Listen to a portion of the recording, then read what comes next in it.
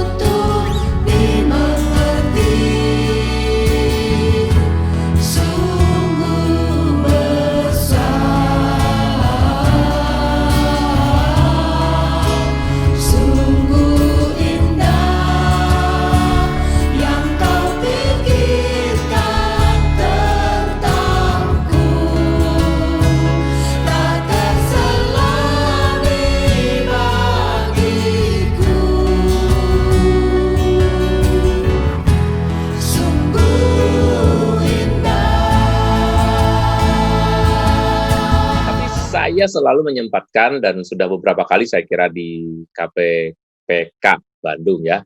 Dan untuk umat yang saat ini hadir mungkin tidak terbatas pada KPPK aja. Selamat berjumpa dengan saya. Satu tema yang mau saya bawakan adalah multiply. Mungkin sesuatu yang biasa atau mungkin sesuatu yang baru, mari kita lihat. Nah, ini yang mau saya bagikan. Saya kecilin dulu. Nah, itu multiply ya. Jadi dalam hidup kita itu kadang-kadang kita tuh sering masuk dalam situasi di mana kita tuh sibuk dengan diri kita sendiri. Pengen dapat berkat, pengen doanya didengarkan, pengen dikabulkan, pengen juga ini itu yang selalu kita minta tadi ya. Dan permintaan kita itu banyak yang sudah dipenuhi sebetulnya sama Tuhan. Tetapi kok kita kayaknya nggak puas-puas ya. Ternyata kalau kita minta itu juga nggak ada habisnya gitu. Karena buat diri kita sendiri. Nah, sekarang ini saya ingin mengajak kita semua bukan hanya meminta untuk diri kita sendiri, tapi kita minta supaya kita bisa multiply, supaya kita bisa melipat gandakan berkat, melipat gandakan anak-anak Tuhan. Tapi sebelumnya kita ini harus sadar bahwa sebagai orang Kristiani, kita ini punya misi, yaitu untuk membawa banyak orang, bahkan seluruh dunia, untuk menjadi anak-anak Tuhan, untuk menjadi murid-murid Tuhan, dan untuk menjadi bagian dari karya keselamatan Tuhan.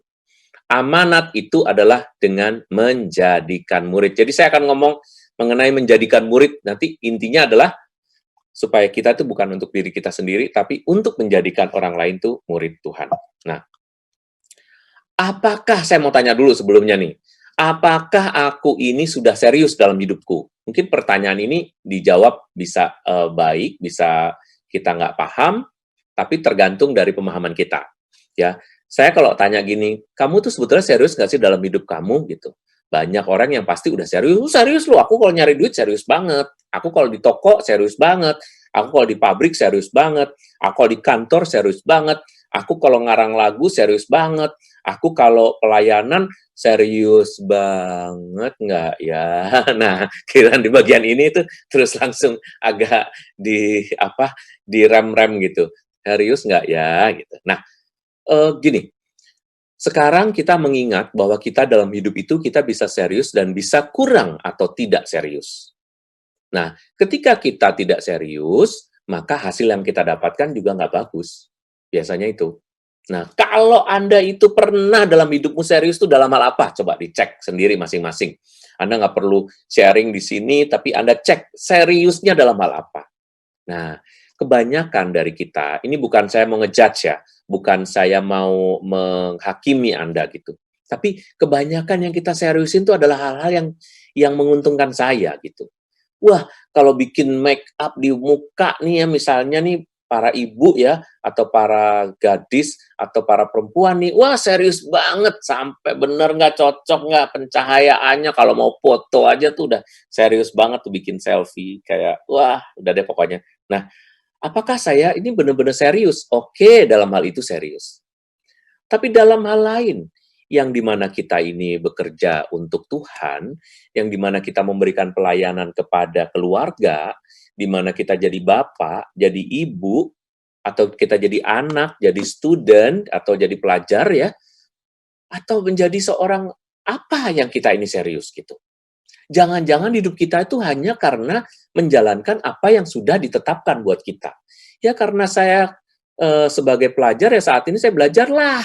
Kalau ada lah tuh berarti kan ya saya terpaksa gitu. Tapi mungkin ada orang-orang tertentu yang sangat serius dalam hidupnya. Menjalankan hidupnya sebagai seorang bapak tuh serius banget. Jadi nggak lupa tuh misalnya jam berapa dia WA, kamu udah makan belum gitu. Itu ciri-ciri orang serius tuh tidak terjadwal tetapi tetap ya. Jadi sesuatu yang dibuatnya itu tetap. Seperti kalau kata Tuhan tuh kamu harus berbuah dan buahmu itu tetap. Orang-orang yang serius dalam hidupnya nih biasanya begitu, buahnya tetap gitu. Nah, ada satu perintah ya yang akan menjadi cara dan dasar dari hidup kita untuk multiply adalah ini perkataan Yesus. Jadikanlah semua bangsa muridku dan baptislah mereka dalam nama Bapa dan Anak dan Roh Kudus dan ajarlah mereka melakukan segala sesuatu yang telah kuperintahkan kepadamu. Lihat, Yesus memerintahkan kepada kita tuh berarti dia tidak mampu bekerja sendiri. Dia menginginkan kita terlibat, dia pengen kita mengulurkan tangan untuk melakukan ini, yaitu menjadikan semua bangsa muridku. Membaptis orang artinya mengajak orang untuk mengalami belas kasih Tuhan, mengajak orang untuk masuk dalam atau menjadi anggota gereja atau masuk ke dalam karya keselamatan Allah. Mungkin ini bayangan Anda, waduh ini kita suruh penginjilan dong. Tunggu dulu ya, apakah betul maksudnya itu? Kalau dalam istilah yang ya literalis sih memang itu ngomongnya soal membaptis orang. Jadi setiap kali kita bisa mengajak orang menjadi seorang Kristiani, seorang Katolik, maka dengan demikian kita belajar juga untuk menjadi seorang misionaris dalam hidup kita. Menjadikan semua bangsa murid. Tetapi tentu saja dengan cara-cara yang santun, yaitu melalui contoh hidup kita sendiri. Nah, sebelum kita memuridkan orang atau menjadikan orang sebagai murid, kita itu sebetulnya harus menjadi murid 100%.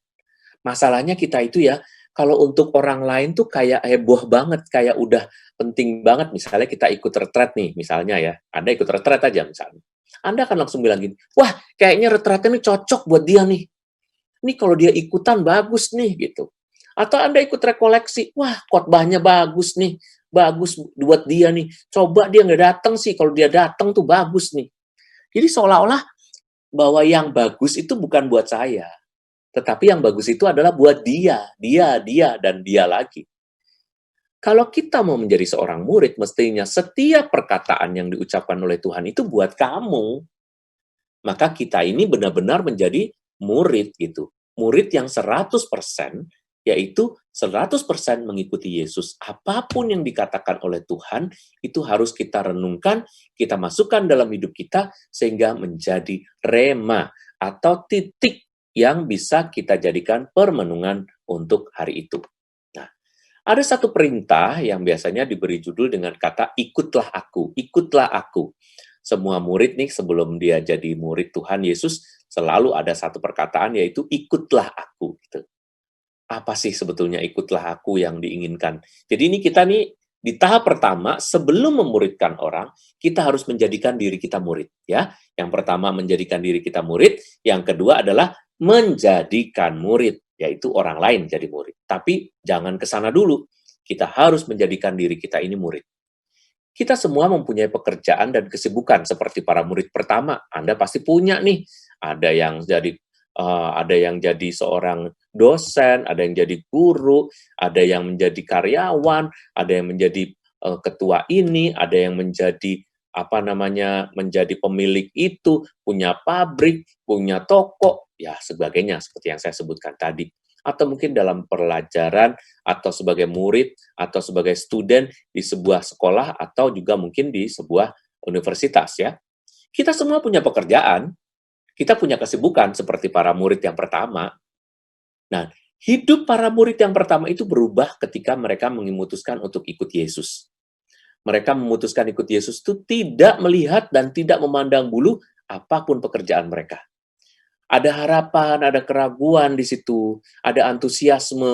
Antusiasme tuh semangat gitu ya. "Hah, serius nih siapa sih orangnya kok pede banget ngajak-ngajak gue?" gitu.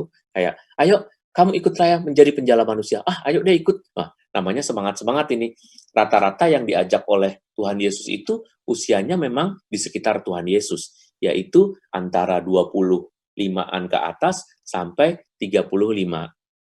Paling segitu. Jadi usia-usianya seumuran sama Tuhan Yesus. Jadi kayak peer group-nya dialah membangun itu baru ya. Nah, tetapi mereka ketika dijadikan murid oleh Tuhan Yesus, mereka itu penuh dengan ini semua. Ada harapan, ada keraguan, ada mau tahu, ada nggak pasti, ya bercampur. Dan Yesus dalam perjalanan hidupnya itu mempengaruhi mereka sejak saat pertama itu. Meskipun mereka itu dalam situasi yang serba tidak pasti, tetapi ada semangat juga, tetapi mereka itu ternyata sudah mengikuti Tuhan Yesus waktu pertama kali diajak oleh Tuhan Yesus. Nah, murid-murid yang pertama itu menaati panggilannya untuk ikut serta. Jadi murid-murid yang pertama ini ya yang bisa disebut sebagai ke-12 murid itu gitu. Mereka menaati panggilannya sampai Yesus kemudian dikhianati oleh Yudas ya, dan kemudian mulai kocar-kacir di situ. Tapi apa artinya mengikuti? Mereka juga belajar kok sambil jalan kok. Mereka nggak langsung jadi kok. Jadi kalau di antara Anda nih ada yang ikut KPPK misalnya, Anda juga sebagai profesional, Anda juga sebagai pengusaha, Anda mungkin nggak tahu, aduh biasanya gue urusan duit gue tahu, urusan pajak gue ngerti, urusan belanja, urusan korporasi aku ngerti. Tetapi kalau untuk urusan begini apa sih ini gitu? Mungkin Anda ada juga banyak yang belum mendapatkan sakramen penguatan misalnya, atau mungkin belum baptis juga, atau mungkin baru ikut-ikutan pasangan yang Katolik. Apapun itu. Tapi ketika saya dan Anda mengikuti Tuhan Yesus, maka kita belajar sambil jalan. Tidak ada yang jadi. Saya loh yang Romo saya mengatakan, saya belajar sambil jalan. Saya melihat bagaimana Tuhan bertindak. Sekarang ini kita melihat ya, dalam situasi seperti sekarang ini coba. Siapa sih yang tahu? Siapa yang bisa merenungkan? Situasi siapa yang bisa memprediksi? Bagaimana Tuhan bisa membuat dunia berubah hanya dengan satu virus ini? Bagaimana pandemi ini membuat kita semua juga merubah konsep-konsep hidup kita. Bahkan beberapa di antara kita yang sangat rasional terpaksa harus kehilangan iman juga. Karena apa? Karena nggak mampu memikirkan Tuhan. Itu namanya belajar sambil jalan. Kita belum sempurna, belum lulus. Murid Yesus belajar dari Yesus. Lalu apa kita sudah belajar dari dia? Iya Romo, setiap bulan Romo, di KPP hidup aja 30 hari kali 24, ya kan? 24 jam, ada beberapa minggu, ada pagi, siang, sore, malam, itu semua, tapi saya ketemunya belajarnya cuma kalau KPPK. Sebulan sekali, betapa pelajaran-pelajaran itu ya dikit, ya kan? Kalau orang mau ngambil S1, S2, atau belajar itu kan harus berapa SKS tuh, berapa unit. Nah, dari situ harusnya orang bisa mengambil banyak hal. Tetapi belum tentu dia belajar banyak hal juga. Kenapa? Karena dikit ketemunya sama Tuhan. maka nggak cukup hanya dengan pelajaran dalam KPPK ini ya. Mengikuti Yesus adalah belajar seutuhnya dari Yesus. Gimana itu? Kita lihat lagi. Nah, kita juga dalam hidup ini belum ngomong soal memuridkan orang ya, masih menjadikan diri kita murid. Kita harus menemukan kehendak Tuhan. Karena Tuhan tidak pernah salah pilih orang, maka yang pertama sebelum kita mengetahui kehendak Tuhan, yakinlah dulu bahwa saya tidak pernah salah dipilih oleh Tuhan untuk menerima dia. Misalnya sekarang nih, kenapa saya kok tiba-tiba datang, kenapa saya mendengarkan firman seperti ini, saat ini, hari ini, jam ini, detik ini. Tuhan tidak pernah salah. Ini bukan suatu kebetulan kalau dalam bahasa lain ya, tetapi Tuhan tidak pernah salah memilih orang yaitu Anda untuk mendengarkan ini. Kalau Anda tergerak, berarti Anda benar, Tuhan benar. Biasanya kita menemukan bahwa ini bukan buat saya nih, kayaknya buat dia tadi saya bilang. Nah, orang-orang yang seperti itu biasanya tidak mengerti orientasi hidupnya sendiri. Mereka taunya adalah bahwa ini orientasi saya itu bukan nggak cocok, bukan di sini. Ini harusnya buat dia, gitu. Padahal sebetulnya itu buat kita. Susah banget nyari ketua, susah banget nyari pengurus. Karena jarang ada orang yang mau buang-buang waktu. Dan biasanya bukan buang-buang waktu. Kalau karya-karya rohani itu juga mesti mau tekor. Ya kan? Susah, udah buang waktu katanya. Nanti buang duit juga, saya dapat apa? Belum lagi diomongin, belum lagi nanti dicaci, belum lagi nanti, belum ini belum. Sehingga kita sendiri tidak pernah merasa nyaman untuk menerima perutusan dari Tuhan. Diri kita sendiri aja belum bisa menjadi murid yang benar. Nah, coba kita lihat, apakah saya sudah membuat hidup saya berarti bagi orang lain? Coba kita bertanya, oh udah dong, saya kan punya pabrik. Karyawan saya banyak. Hello, Anda itu sudah menerima manfaat dari orang banyak itu. Bukan hanya orang banyak menerima pekerjaan dari Anda, karena Anda menerima pekerjaan itu dari Tuhan, maka sekarang Anda dan para karyawan mendapat pekerjaan dari Tuhan. Seandainya mereka dikatakan mereka tuh butuh perusahaan, mereka meninggalkan perusahaan, selesailah semua. Para pekerja selesai, maka para produsen juga akan selesai. Dengan catatan berarti kitalah yang harus membuat itu terus berlangsung, terus hidup bersama-sama dengan keyakinan bahwa hidup kita ini harus berarti meskipun kayaknya saya ini pemilik dari sebuah perusahaan, atau mungkin saya seorang pemimpin, atau mungkin saya seorang yang pandai, atau saya mungkin orang yang cerdas, atau mungkin saya orang yang berkuasa, tetapi harus diingat, itu semua adalah cara Tuhan untuk membuat hidup kita berarti.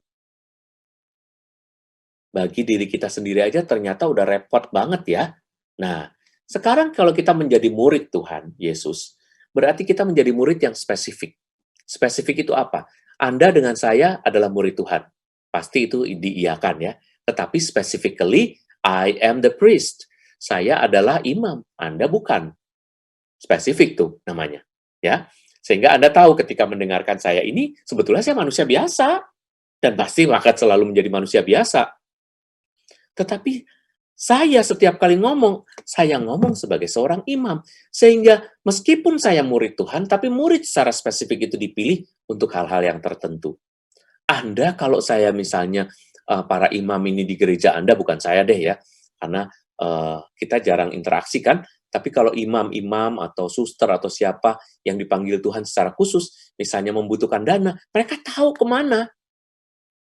Mereka membutuhkan siapa yang bisa yang pinter dalam hal medsos ya, mereka tahu kemana. Karena mereka nggak bisa mengerjakannya sendiri. Mereka mengutus awam-awam deh.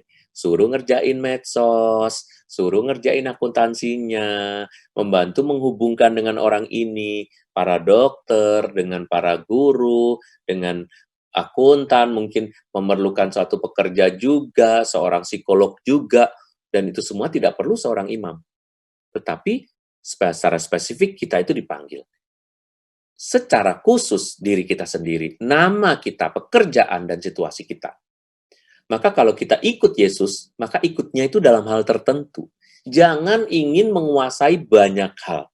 Karena dengan menguasai banyak hal, kita kehilangan tempat untuk menseriusi sesuatu. Saya tidak ingin mengambil bagian dari awam. Saya tetap ingin menjadi imam, bagian saya adalah mengurusi bagaimana mengajarkan hal-hal yang terkait dengan spiritual atau iman, ya. Maka kita bisa spesifik tetapi juga harus bersikap umum dalam pelayanan. Artinya apa? Saya sebagai imam, saya harus mengerti. Anda sebagai awam. Anda sebagai awam, Anda harus tahu isi kitab suci. Anda harus tahu misalkan Anda adalah strata ekonominya bagus karena seorang pengusaha dan profesional, Anda harus memahami bagaimana kehidupan orang miskin, bagaimana kehidupan orang menengah, bagaimana orang yang belum bekerja, dan seterusnya. Sehingga dengan demikian, panggilan kita yang khusus dan spesifik itu berguna bagi banyak orang. Nah, yang kedua bagiannya adalah menjadikan murid. Kita ingin menjadikan murid. Setelah kita selesai dengan diri kita sendiri, barulah kita menjadikan murid. Ini yang disebut gerakan multiply. Jadi, kalau kita ingin menjadikan orang lain murid Tuhan, kita harus tahu itu adalah tugas semua orang Kristiani. Dan perintah itu untuk Anda juga. Tidak ada seorang pun yang menjadi murid Tuhan Yesus yang mengatakan, oh, kalau saya mah nggak tahu deh gimana caranya supaya orang bisa jadi beriman Kristen, nggak. Saya nggak tahu caranya mendekatkan orang lain sama Tuhan, nggak. Enggak. Semua kita itu mempunyai kemampuan dan talenta serta tugas untuk memuridkan orang lain. Dan itu yang jarang kita pahami. Jarang juga khotbah-khotbah yang terkait dengan memuridkan orang lain. Karena kita biasanya masih sibuk dengan diri kita sendiri. Dan harus diingat, perintah memuridkan orang lain itu bukan hanya untuk para imam, suster, dan bruder saja. Nah, mari kita lihat ya. Siapa yang dipilih oleh Tuhan untuk menjadi multiplier? Atau orang yang akan memperbesar, melipat gandakan itu siapa? Coba lihat. Murid-murid Yesus itu bukan orang-orang tertentu. Mereka ada orang yang miskin, ada orang yang baik, ada orang yang sederhana, ada orang yang lemah lembut, ada orang yang penurut, ada orang yang kuat, ada orang yang hebat, ada kaum yang suci hidupnya, dan ada ternyata titik-titik. Apa itu titik-titik? Di bagian kedua kita lihat. Yesus ternyata memilih orang yang kuat, ada yang lemah, ada yang kaya, ya kan? Kayak pemungut cukai itu, pasti kaya dia, pemungut cukai, ya kan? Ada orang yang miskin, ada perempuan, ada laki-laki, karena murid Tuhan bukan hanya 12. Ada yang orang baik, ada orang jahat seperti Yudas dipilih. Jalan ceritanya begitu. Ada yang berkuasa, ada orang biasa, ada orang pandai, sederhana, orang Yahudi, non-Yahudi, rajin, lemah lembut, keras, orang penurut, orang pemberontak, orang dari macam-macam profesi. Tetapi semuanya mengubah hidupnya sesudah mengikuti Yesus. Kata Tuhan Yesus cuma begini, ikutlah aku, dan kamu akan kujadikan penjala manusia. Jadi lihat, Yesus seolah mengabaikan kebutuhan para muridnya. Dia bilang, udah, kamu jangan sibuk sama diri kamu sendiri. Mulai sekarang, kamu ikut aku, kamu akan kujadikan penjala manusia. Itu artinya untuk kepentingan iman, bukan untuk kepentingan mereka. Dia nggak peduli si Petrus itu masih nangkep ikan, dia nggak peduli yang satu itu juga masih menjadi pemungut cukai, dia nggak tahu lagi bahwa ada Yohanes yang sebetulnya suka dengan penulisan-penulisan puisi-puisi, hal-hal yang bersifat drama, dia nggak tahu, pokoknya diambilin semua, dan dia tahu bahwa yang dipilihnya ini akan berguna di masa yang akan datang. Mulai sekarang, ikutlah aku, dan kamu akan kujadikan penjala manusia. Perintah yang sangat sederhana, dan saya kira itu untuk kita juga. Gimana tuh? Kita harus meminta pelayanan dari Tuhan. Bapak, Ibu, saudara-saudari sekalian. Banyak dari kita ini merasa bahwa pelayanan membutuhkan saya. Terus kita belagu. Saya nggak bisa, belum, ntar aja kalau saya udah reda, udah nggak sesibuk ini. Kapan Anda nggak sibuknya? Jangan merasa bahwa pelayanan membutuhkan Anda. Tetapi sebetulnya untuk menjadikan hidup kita itu meaningful atau banyak nilai dan artinya, maka kita harus benar-benar menjadikan diri kita itu sebagai pelayan-pelayan Tuhan. Karena kita membutuhkan pelayanan. Supaya kita merasa berarti. Kalau kita hanya minta dilayani aja, atau mungkin pelayanan kita anggap sebagai sesuatu yang merepotkan saya tidak pernah happy dengan hidup saya. Maka banyak orang-orang yang menjadi pengurus, yang menjadi pemimpin, yang menjadi ketua, kemudian di akhir masa jabatannya, mereka mungkin tidak baik. Landingnya itu tidak smooth ya, atau berhentinya juga tidak lembut. Berhentinya itu ada aja urusan marah lah, nanti merasa nggak diterima kasihin lah, atau mungkin merasa kurang diperhatiin, nggak dihormatin, nggak diucapin apa, nggak di-appreciate mungkin oleh orang lain. Jadi sehingga sebetulnya kamu tuh melayani atau kamu minta dilayani gitu kan. Nah, berapa langkah untuk memulai gerakan melipat gandakan iman? Saya mempunyai catatannya begini ya. Yang pertama, Anda harus bertobat dulu. Karena kerajaan Allah sudah dekat, kita harus bertobat. Tanpa pertobatan, orang tidak akan membuat pemuritan bagi orang lain. Dia sendiri yang pertama harus bertobat. Jangan mempertobatkan orang lain, sementara dirinya belum bertobat. Kita harus percaya bahwa kita diselamatkan karena kasih karunia Allah. Jadi yang pertama itu bertobat, yang kedua itu adalah keyakinan bahwa saya sudah diselamatkan. Kalau saya sudah diselamatkan, maka hati kita akan dipenuhi dengan semangat untuk mulai memuridkan. Tetapi kalau saya tidak pernah merasa diselamatkan, hidup saya selalu kacau, hidup saya selalu membutuhkan perhatian bagi orang lain, hidup saya kayaknya selalu berantakan ya, saya terlalu membutuhkan konselor melulu, waduh saya punya suami aja nggak beres, anak saya nggak bener, pekerjaan kami nggak beres, ya nggak mungkin bisa memuridkan orang. Kenapa? Karena belum selesai dengan hidupnya. Tapi kalau orang sudah merasa diselamatkan, meskipun hidupnya kayaknya itu tidak menyenangkan, jadi banyak nih orang-orang yang sebetulnya tidak terlalu happy ya hidupnya kalau dilihat secara duniawi. Saya pernah menemukan di salah satu paroki, seorang ibu yang suaminya nggak bisa kerja, yang kerja dia. Dia membuat onde-onde. Onde-onde yang isinya isinya kacang hijau, dikasih wijen depannya itu ya. Onde-onde yang saya maksudkan adalah onde-onde yang seperti itu. Suaminya tidak pernah bisa bekerja. Dia punya anak 2, perempuan semua, ya kan? Anak-anaknya sekolah itu juga dia membiayai dengan. Tapi Bapak Ibu ya, dia selalu dipercaya untuk menunggui toko gereja. Kenapa? Karena semua urusan keuangan dia bereskan dan dia tidak pernah mengambil keuntungan sedikit pun, meskipun dia bukan orang yang kaya. Bahkan mungkin bisa dibilang menengah ke bawah. Luar biasa. Kalau gereja tuh biasanya kalau ngambil orang-orang yang bendahara, ya kan, ngurusin toko atau apa, itu kan harus yang dipercaya, yang ekonominya sudah mantap kan, biasanya begitu ya. Nah, tapi kali ini tidak.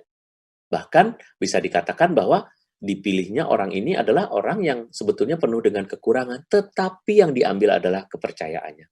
Jadi orang ini sebetulnya telah menyumbangkan dirinya bahwa dia bisa dipercaya meskipun dia tidak punya duit, dia tidak pernah berhutang, dia tidak pernah mengambil keuntungan dari tugas untuk menjaga toko gereja itu. Coba bayangkan. Luar biasa, saya juga kenal ibu ini, dan banyak orang merasa bahwa dialah orang yang enggak punya tetapi bisa dipercaya. Inilah orang yang memberi pewartaan tanpa memberi uang, tapi memberi tenaga dirinya. Kenapa begitu sebetulnya? Kalimat dari 1 Korintus 6 ayat 19-20 ini barangkali meneguhkan kita. Kamu bukan milik kamu sendiri, sebab kamu telah dibeli dan harganya telah lunas dibayar. Karena itu, muliakanlah Allah dengan tubuhmu. Jadi kalau kita melakukan sesuatu yang baik, maka yang kita lakukan itu karena Tuhan sudah memberikan kita berkat. Maka kita ingin memuliakan Tuhan dengan tubuh kita. Artinya apa? Menggunakan tangan kita, menggunakan kaki kita, menggunakan badan kita sendiri untuk memuliakan Tuhan. Pertama-tama misalnya kalau seorang ibu terhadap anaknya, dia nggak suruh-suruh tuh babysitter untuk ngurusin anak. Dia akan menyusui sendiri, dia akan menggendong sendiri, dia akan menyuapi sendiri dengan tangannya. Itu namanya seorang ibu yang baik. Itu namanya seorang ibu, seorang perempuan yang memuliakan Allah dengan tubuhnya. Dia tidak menggunakan sarana orang lain, tetapi dirinya sendiri. Itu baru kepada keluarga.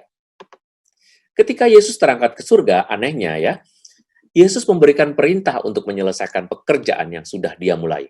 Heran, ya, dia memulai pekerjaan, tetapi setelah dia mau terangkat ke surga, dia memberi pekerjaan, dia memberi penolong yaitu Roh Kudus, tetapi dia membawa tugas yang dia tunjukkan bahwa kita harus memuridkan orang lain.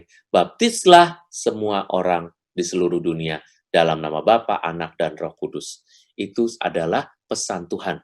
sebelum terangkat ke surga. Karena dia tahu, ketika dia sudah berada di surga, maka hal-hal yang terjadi dalam dunia ini tidak akan bisa menjadi langsung dia turun tangan. Tetapi dia harus bekerja bersama dengan kita yang masih hidup di dunia ini untuk menjadi perpanjangan tangannya. Mari kita lihat dari Matius 28, ayat 18-20 ya.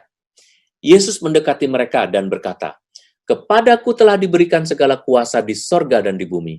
Karena itu pergilah, jadikanlah semua bangsa muridku dan baptislah mereka dalam nama Bapa dan Anak dan Roh Kudus, dan ajarlah mereka melakukan segala sesuatu yang telah kuperintahkan kepadamu. Dan ketahuilah, aku menyertai kamu senantiasa sampai kepada akhir zaman." Kalimat ini mau mengatakan bahwa tugas kita memuridkan orang itu sebetulnya sampai akhir zaman. Bukan hanya masa sekarang saja, tapi selama-lamanya tidak pernah akan berhenti. Karena apa? Karena menjadikan murid bagi orang lain itu bukan sekedar program, tetapi misi hidup semua orang Kristiani. Kepada anak misalnya, ini juga bisa kita berikan ya. Kadang beberapa dari kita pasti juga mempunyai tugas ya, masih ada PR-nya kan. Ada yang bapak ibunya aktif di gereja, anaknya malah pindah agama. Anaknya menikah dengan orang dari agama lain. Dan itu mungkin menjadi keresahan, menjadi beban. Tetapi Anda harus tahu kepada anak ini Anda harus punya tugas apa. Apakah bisa menjadi seorang Katolik panutan? Menjadi Katolik yang sekaligus menjadi orang tua atau mertua. Atau kepada pasangan. Ada yang pasangannya masih campur-campur, ada yang pasangannya yang istrinya rajin banget ke gereja, yang lakinya jarang banget mana mau, kelihatan juga enggak. Sehingga kalau pelayanan sendiri terus, berarti ini tugas Anda memuridkan pasangan. Saudara, orang tua, bahkan orang di sekitar Anda. Jadi, tugas kita memuridkan itu tidak terbatas pada orang-orang yang dekat saja, tetapi terutama kepada orang-orang yang dekat dan kemudian kepada orang lain. Dan Bapak Ibu sekalian, saudara-saudari, kita harus meyakini bahwa kita diperlengkapi untuk melakukan pelayanan itu. Kita biasanya suka bilang nih ya, alasan menolak kita itu kan suka begini nih, "Aduh, jangan nyuruh saya deh, aku sibuk." Di dunia ini siapa yang nggak sibuk? Yang nggak sibuk adalah orang malas. Orang malas nggak cocok suruh ikut pelayanan, karena dia akan malas. Justru kami mencari orang-orang yang sibuk. Artinya orang itu mempunyai waktu banyak untuk bekerja. Sehingga sekarang kita minta bagian dari waktunya itu untuk bekerja untuk gereja. Untuk bekerja untuk Tuhan, untuk gereja, untuk memuridkan orang. Jadi jangan bilang bahwa aku sibuk. Justru kalau Anda malas, Anda tidak cocok untuk menjadikan orang murid. Ya, aku tidak berbakat. Bakat apa sih yang diminta? Masa jadi ibu nggak berbakat, jadi bapak nggak berbakat, jadi teman kantor nggak berbakat, apanya yang dibakatin? Anda tidak berbakat ngomong seperti saya, nggak apa-apa, Anda bukan seorang imam. Aku nggak ngerti kitab suci sebanyak itu, aku nggak bisa bikin renungan, nggak apa-apa, Anda bukan seorang imam. Tapi kalau Anda punya kemauan, Anda bisa belajar, tetapi tidak perlu sama semua orang. Tadi saya bilang, panggilan ini bersifat spesifik ya. Atau bilang, aku bukan orangnya. Terus kalau kamu bukan orangnya, siapa orangnya? Aku tidak terpanggil. Kalau kamu tidak terpanggil, itu kira-kira siapa yang terpanggil? Kalau semua orang mengatakan, bukan saya ya dia aja, bukan saya dia aja, jangan saya, jangan saya. Kalau jangan saya, akhirnya nanti itu-itu terus. Alasan menolak ini sebetulnya tidak ada. Rasionalisasinya itu nggak ada. It doesn't make sense at all. Gitu. Aku tidak banyak pengetahuan. Lah, memang kamu dipilih tidak sempurna. Dengan kamu masuk, maka kamu akan tahu dengan penuh dengan pengetahuan, oh harus begini toh, oh harus diginiin, oh kalau ada yang ngambek harus begini, oh kalau ini. Tetapi itu cara-cara Tuhan untuk mendidik kita. Atau aku terlalu banyak masalah. Hello, siapa di dunia ini yang nggak ada masalahnya? Ya kan? Mungkin ada orang yang sangat pintar menyembunyikan masalahnya kali, masalahnya cuma itu aja. Ya kan? Even me, saya sebagai seorang imam, saya ada masalah nggak? Pasti ada. Permasalahan saya apa? Oh, mungkin dengan orang-orang serumah, mungkin dengan kepribadian saya, mungkin dengan urusan-urusan mungkin dengan antusiasme atau mungkin kebosanan saya dan lain sebagainya. Semua orang punya itu. Tetapi yang penting kalau kita bisa lihat adalah yang penting kata Tuhan adalah lihatlah buahnya. Meskipun kamu tidak berbakat, bukan orangnya atau merasa kurang terpanggil, tetapi buahnya ada, disitulah kita bisa memuridkan orang lain. Atau ada yang bilang, udah deh lebih baik aku bayar aja, nggak usah ikutan. Maksud loh, duit itu juga dari Tuhan loh, gitu. Kita lebih suka membayar, emang panggilan Anda mungkin adalah membayar. Panggilan Anda adalah menyumbang. Tetapi harus diingat, tadi muliakanlah Allah dengan tubuhmu, bukan hanya dengan uangmu. Atau aku ingin menikmati hidup. Menikmati hidup apa? Justru kamu tidak nikmat kalau kamu tidak melayani orang lain. Kalau hidupmu untuk dirimu sendiri tidak nikmat. Aku tidak punya banyak waktu lagi. Mau kemana? Mau mati? Atau masih merasa bahwa hidupnya masih panjang? Kalau nggak punya banyak waktu, Anda mau kemana? Gitu ya. Atau tidak sekarang ini kapan? Kok Anda sepertinya tahu ya? Nah, ini mumpung bulan November juga kan, banyak yang harusnya tidak tahu bahwa kita itu segala sesuatu datang seperti pencuri. Maka kita harus benar-benar setiap hari mempunyai persiapan untuk sesuatu yang baik. Mengikuti Tuhan juga, kalau kita membaca Lukas 9:57-62 dikatakan, tidak ada jaminan. Dikatakan, kamu mau ikut aku, serigala mempunyai liang, burung mempunyai sarang, tetapi anak manusia tidak mempunyai tempat untuk meletakkan kepalanya. Tidak ada jaminan di situ. Kau tuh nanti dulu ya, aku mau ini dulu. Nggak ada nanti, sekarang. Kalau kamu menoleh ke belakang, kamu nggak cocok. Jadi Tuhan tuh udah bilang loh, sekarang ini siapkan, karena kita tidak akan pernah siap kalau dengan perkataan-perkataan itu. Ya, langkah pertama menjadikan murid adalah pertama tentukan siapa, bagaimana, apa, di mana, mengapa, dan kapan. Jadi Anda tentukan di sekitar Anda nih, siapa yang akan Anda jadikan murid. Oh, ternyata pasanganku sendiri yang udah lama nggak ke gereja. Oh, ternyata ada keponakanku nih yang setiap hari nanya-nanya sama saya jawab, ya udah nggak apa-apa, kalau gini nggak apa-apa, nggak apa-apa, nggak apa-apa. Akhirnya dia sebetulnya dikirim kepada saya untuk saya berikan masukan yang baik, tapi saya bilang, udah nggak apa-apa, saya toleransi terus, sehingga dia makin lama justru ngomong sama saya makin buruk hidup berimannya. Karena saya selalu permisif, atau saya selalu toleran terhadap dirinya. Sehingga kadang-kadang kita seperti bacaan hari-hari ini ya, Anda suam-suam kuku, Anda seperti ingin tidak dingin dan tidak panas, sehingga Tuhan ingin memuntahkan Anda. Kenapa? Karena suam-suam kuku. Harusnya kita panas atau kita dingin, itu yang bagusnya. Nah, kemudian adalah bersama dengan siapa. Kalau memuridkan orang tidak bisa bekerja sendiri, cari dan temukan siapa orang yang tepat menjadi kawan untuk menjadikan murid. Dan harus diingat lagi ya, apa yang kita lakukan itu tidak bisa yang tampaknya saja. Kalau kita ingin menjadikan murid, biasanya orang akan tergerak, ingin dekat, ingin menjadi murid Tuhan kalau mereka melihat sikap kita. Tuhan juga melihat hati kita. Ia tidak melihat yang tampaknya baik. Jadi meskipun Anda sibuk, meskipun Anda kelihatannya sudah berarti dalam pelayanan, tetapi Anda harus tahu bahwa belum cukup itu. Yang penting adalah bahwa Anda membuka hati dan memberikan hati yang baik, dan kemudian Anda melakukan yang terbaik buat Tuhan, itu aja sudah akan dinilai baik. Sebab Tuhan melihat hati. Allah ingin kamu melakukan pelayanan pemuritan ini, harus diingat sukacita. Misalnya dalam PD ini aja nih, kalau PD ini dilayani oleh orang-orang yang tidak sukacita, aduh tadi nyanyinya nggak pada bisa ketawa, tuh tadi nyanyinya pakai senyum, pakai ini, kita dengar dan lihatnya itu mantep gitu ya. Kenapa? Karena orang memberikan pelayanannya itu dengan sukacita. Disinilah orang akan tergerak untuk menjadi murid, akan senang hatinya, dan kemudian dengan sukarela akan menjadi murid. Ia telah melengkapimu dengan hak istimewa dan sukacita melayani orang lain. Pakai itu. 1 Petrus 5 ayat 2. Gembalakanlah kawanan domba Allah yang ada padamu, jangan dengan paksa, tetapi dengan sukarela, sesuai kehendak Allah. Dan jangan karena mau mencari keuntungan, tetapi dengan pengabdian diri. Jangan menunggu sampai kamu sempurna, karena hidup itu belajar bersama sampai akhir. Saudara-saudari, jadi sebetulnya kita itu punya banyak kesempatan setiap hari untuk menjadikan murid. Saya cuma ingin bahwa Anda sesudah renungan ini, Anda tahu di mana Anda harus bekerja gitu. Jangan lagi terlalu lemah dalam hal iman. Kita dikelilingi oleh orang-orang yang kadang-kadang membuat iman itu lemah. tetapi kita sebagai orang-orang yang berani dan percaya bahwa Tuhan Yesus bersama-sama dengan kita, maka jangan menunggu sampai besok, sampai kita sempurna.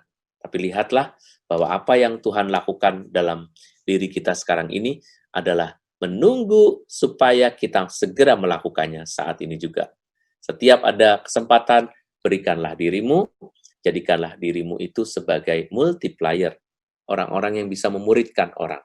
Gimana caranya? Nanti kita akan menemukan ketika kita mau melakukannya. Teori-teori aja nggak cukup. Tapi kalau kita mau nyemplung, misalnya, oke deh saya mau jadi penyanyi, oke deh saya mau mulai jadi ini, oke saya mau membuat desain untuk undangan untuk KPPK, oke deh saya mau melayani Tuhan jadi prodiakon, oke deh sekarang saya mau jadi pelayan untuk protokol kesehatan, oke deh, itu harusnya. Di gereja Katolik itu sangat amat kurang, ya. Saya sangat amat kurang karena orangnya itu-itu terus, bahkan sampai tua-tua tetap begitu. Semoga dengan permenungan ini kita makin dapat belajar untuk menjadikan diri kita ini seorang multiplier, menjadikan diri kita ini sebagai seorang yang pantas memuliakan Tuhan dengan tubuh kita sendiri. Ingat, bukan dengan cara membayar, bukan dengan orang lain, tetapi dengan diri. Terima kasih untuk Pastor Erwin, untuk firman-Nya yang sungguh meneguhkan. Karena malam ini, saya percaya setiap dari kita sungguh diberkati. Saya percaya bahwa Tuhan sendiri yang sudah menyentuh hati kita dan mengizinkan kita untuk mengubah hidup kita seturut kehendak Tuhan. Bapak Ibu yang terkasih dalam Kristus, acara malam penyegaran rohani malam hari ini telah berakhir. Kami mengucapkan terima kasih kepada semuanya, teristimewa kepada Pastor Erwin yang telah memberikan siraman rohani. Semoga dapat menjadi berkat bagi kita semua. Untuk acara malam penyegaran rohani bulan Desember, kita akan mengundang Pastor Eko OSC sebagai pembicara. Bersama